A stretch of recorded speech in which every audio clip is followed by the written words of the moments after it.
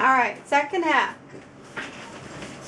I've run all the scraps that I had through the pasta machine and made myself a second cane. This one I'm going to use to make a petal flower.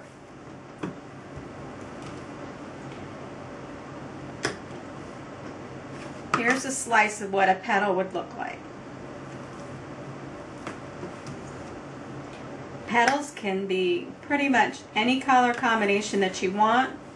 To help save on scraps though, I've learned to collect anything that I use to make another flower, and I put it together in pleasing combinations and use it to make other flowers. That way you're not wasting too much clay.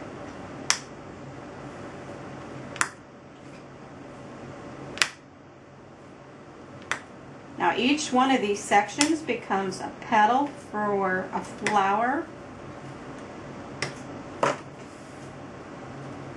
making at least a 6 to 8 petal flower is usually average.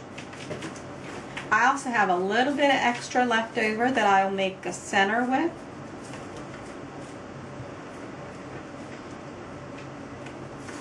So I'm going to move these aside until I have my center completed. Centers can be pretty much anything that you have, from a solid color to a mixed color. I like to take some of the same kind of component colors that I used in the petals themselves, covered by a darker color, which I will run quickly through the pasta machine to make it flat.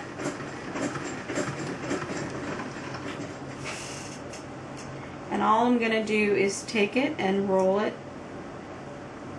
around a few times, cutting off the excess, and then I'm going to roll it small.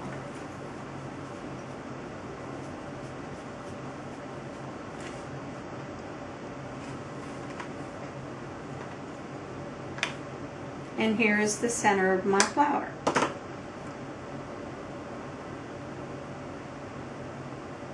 You can add little black specks, you can add little white specks, you could make any design that you want. This is just something standard that I do. Alright, now I'm going to take each of these petals that I've had and I'm going to squish one end of just slightly. It doesn't quite make it a triangle, but it has it to the point where it elongates the flower petal. Makes it more flower petal-like, I guess.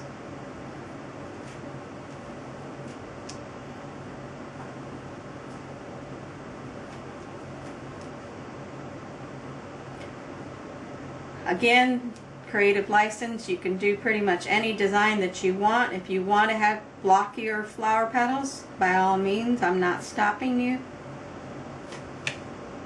This just allows, I think, a more natural look to the pen or to the flower design. Some people also like to add little black veins or other colored veins in their flower petals to give it a little more natural look.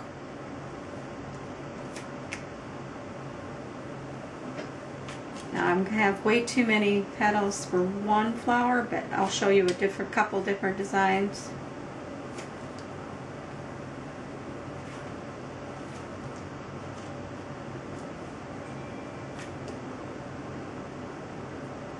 Alright, let's pick out 8 for my first design, and we'll put the rest aside.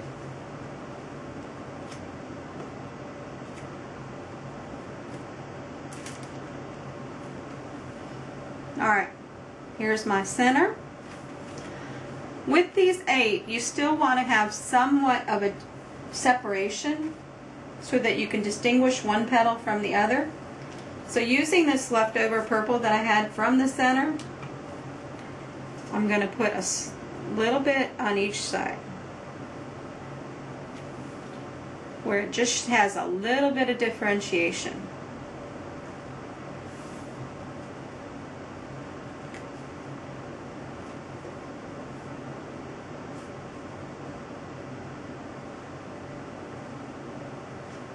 Now if you wanted to be more technical, you could cut this, but at this rate, it's so thin it tears quite easily.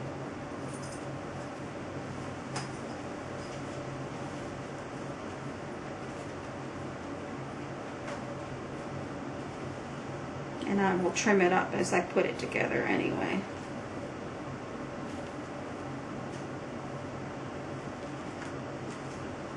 Alright, so now I have my petals, and I'm basically going to just put them one next to each other until I have a half circle.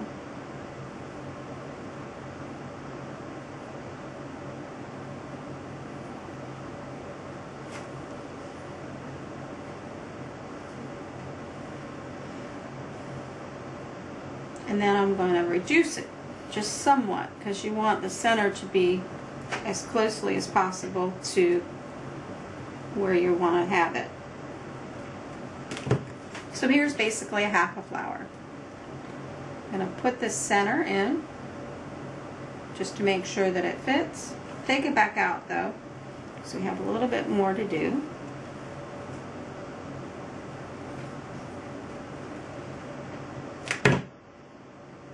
I'm going to continue reducing until I get it wide enough.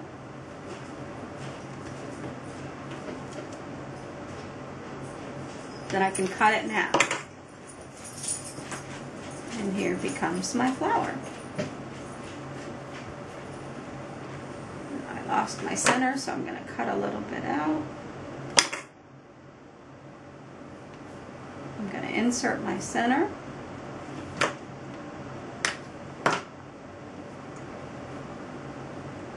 And piece them together.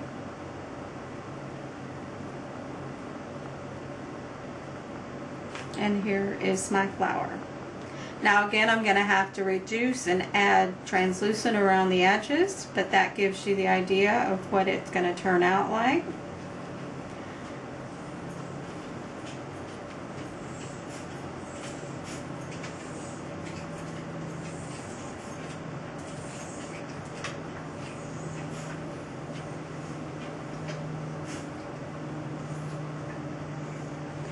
Now this is probably the most tedious part as well as time-consuming part.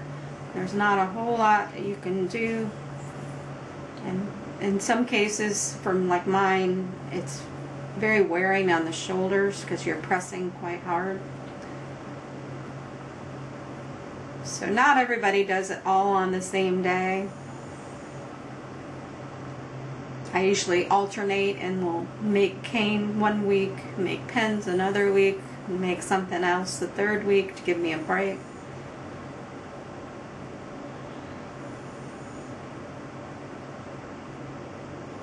You see, as I'm reducing it, it's twirling it just a little bit. Now that you can control however much you want to do it.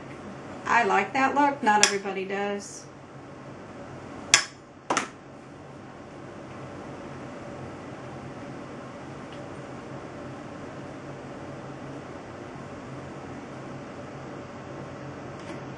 Now I've gotten to the point where I can roll it.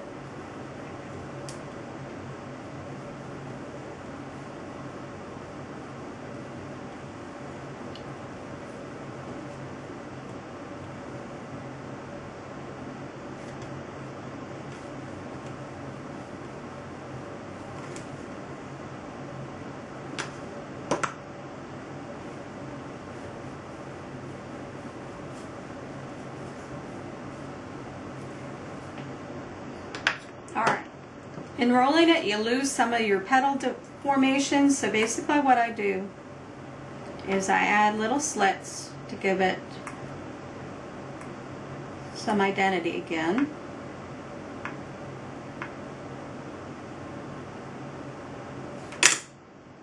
And as I continue to just make it smaller, those slits will start to separate again.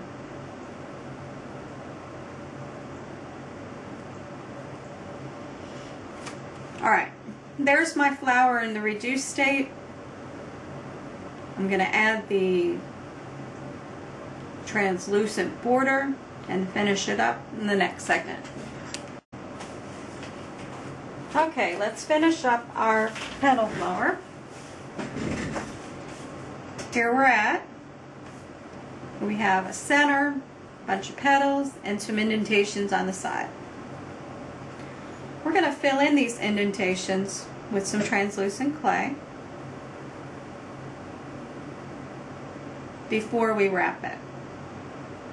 That will help keep the petal formation.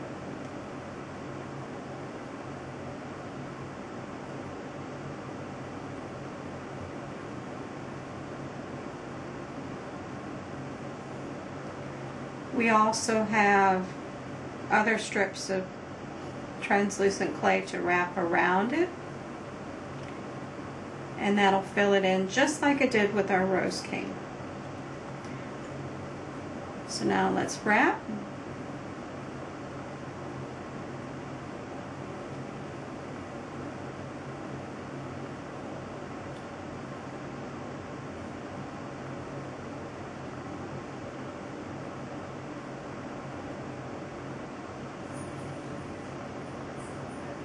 And again, you want to have enough translucent clay on there so that when you reduce, it doesn't lose its shape.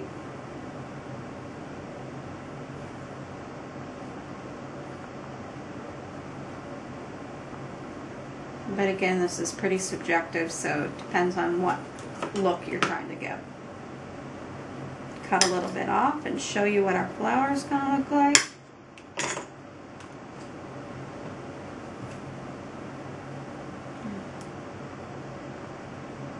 There's your flower. Now let's reduce it.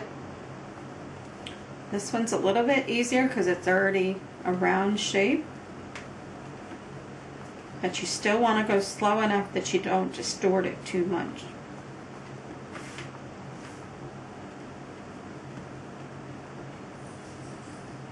If you need to, you cut off the ends so that it stays flat on the ends and doesn't get too indented. Or you may distort the shape of the final flower.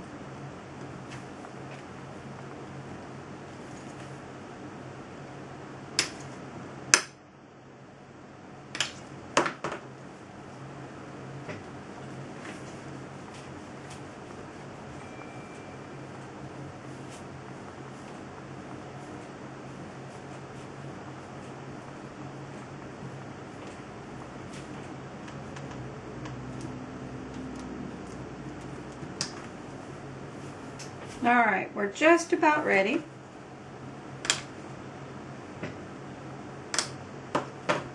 To get started on our flowers. Get this just a little bit smaller.